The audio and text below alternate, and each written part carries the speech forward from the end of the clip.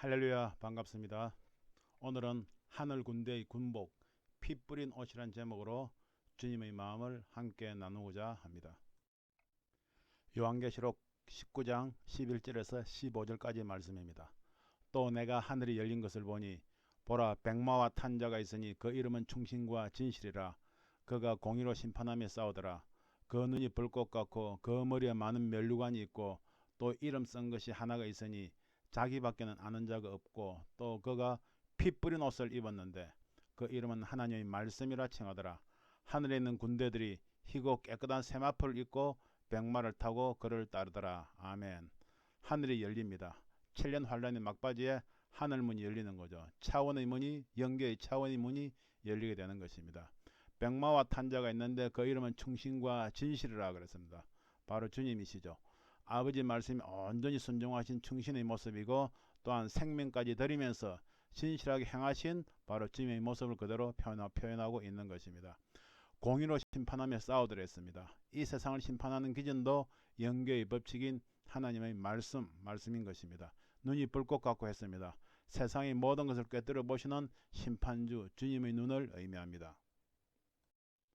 백마 타고 내려오시는 주님에게 새 이름이 있습니다. 2000년 전에 주님께서 이 땅에 오셨을 때는 예수란 이름으로 오셨죠. 마태복음 1장 21절 말씀에 아들을 낳으리니 그 이름을 예수라 하라. 이는 그가 자기 백성을 저희 죄에서 구원할 자이심이라 하니라 했습니다. 그러나 2000년이 지난 지금 다시 재림하시는 주님의 이름은 바로 만왕의 왕, 만주의 주, 심판주로서 이 세상의 통치주로서 이 세상을 주님의 나라를 만드시고 통치하실 바로 그런 주님으로 이 땅에 오시게 되는 것입니다. 할렐루야.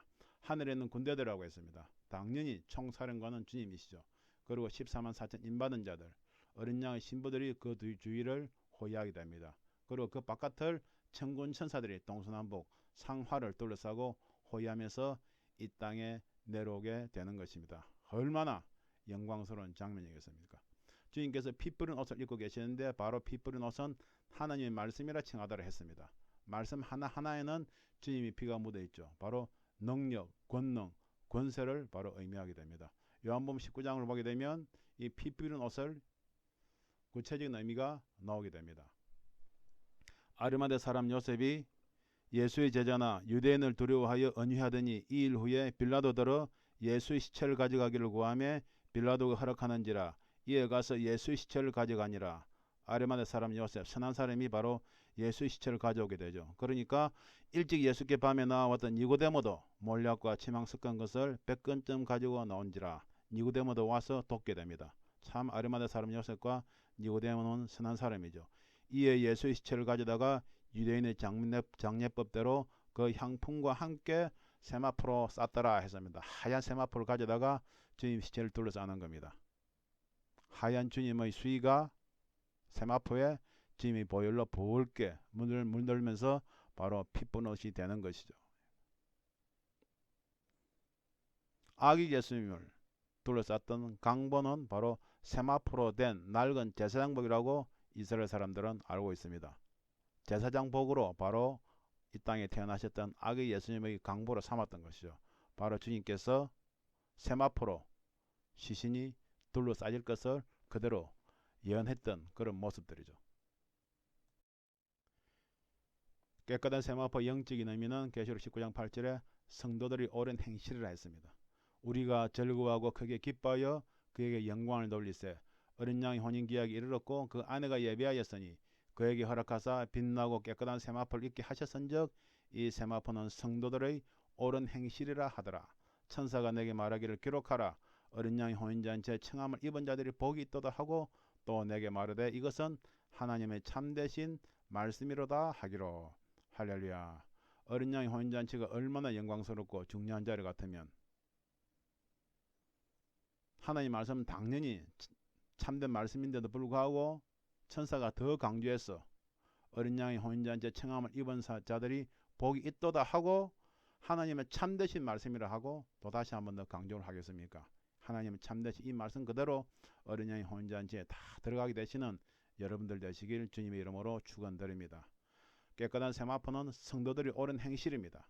영혼 없는 믿음이 죽은 믿음 같이 행함이 없는 믿음은 죽은 것이니라. 우리가 말씀을 받는 그대로 바로 옳은 행실로 우리가 말씀을 이 땅에서 다 구현하면서 살아가야 될 줄로 믿습니다. 바로 이러한 행함이 없는 그런 자들은 어린 양의 혼인잔치에 참가할 수 없게 되죠.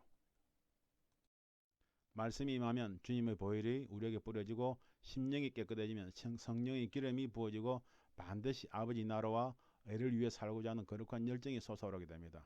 이 뜨거운 열정을 잘 소화하면서 자기 생각을 버리고 성령님께서 인도하신 대로 따라가는 사람이 바로 하나님의 사람인 것입니다. 할렐루야.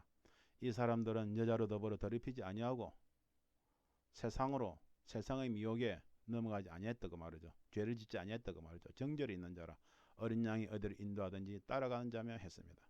어린 양 어디를 인도하든지 말씀으로 성령께서 인도하신 대로 다 따라가는 저와 여러분들 되시길 주님의 이름으로 축원합니다.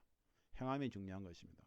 깨끗하고 흰 세마포는 성도들이 옳은 행실을 한 것처럼 행함이 없이 앉아서 하늘만 쳐다보며 휴거의 날짜만 계산하고 징조만 살피고 휴거에 대한 지식만 가득 쌓아놓는다고 해서 휴거되는 것은 아니죠.